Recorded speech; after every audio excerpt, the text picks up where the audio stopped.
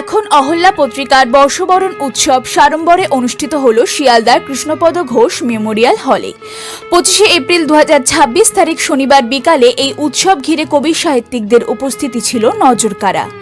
হেয়ালি পাবলিকেশনের ব্যবস্থাপনায় আয়োজিত এই অনুষ্ঠান সাহিত্য, সংস্কৃতি ও নতুন লেখক লেখিকাদের উৎসাহে আনন্দমুখর হয়ে ওঠে। কবি আরণ্যক বসুর প্রদীপ প্রজ্বলনের মাধ্যমে অনুষ্ঠানের শুভ সূচনা হয়।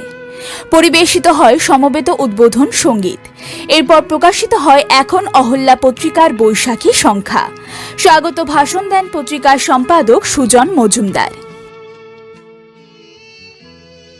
এই উৎসবে হেয়ালি পাবলিকেশনের থেকে প্রকাশিত অচেনা শহর, হার্টের অসুখ, ডার্ক ওয়েবের ছোঁয়া, নবীর আগমনে আলোর পৃথিবী, দুই হৃদয়ের স্পন্দন, যদুনাথের ডায়েরি, ভোরের আলো ও ত্রিপুরার নবম শ্রেণীর ছাত্র সন্দীপ মজুমদারের লেখা আমার ভারত গ্রন্থের মোড়ক উন্মোচন হয়। উপস্থিত অতিথিবৃন্দ এই গ্রন্থগুলোর মোড়ক উন্মোচন করেন।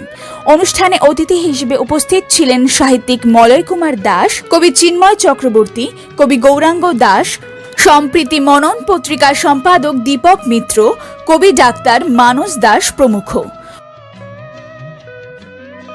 অনুষ্ঠানের দ্বিতীয় পর্বে সঙ্গীত আবৃত্তি সহ স্বরচিত রচনা পাঠে অংশগ্রহণ করেন শ্রেয়া হালদার, অশোক কুমার রায়, রণজিৎ হালদার, নূপুর দাস, বিকাশ মিত্র, অমল কুমার মণ্ডল, তরুণ কুমার দাস, মন্দিরা চক্রবর্তী, তাপস তরফদার, সুরূপা পাল প্রমুখ।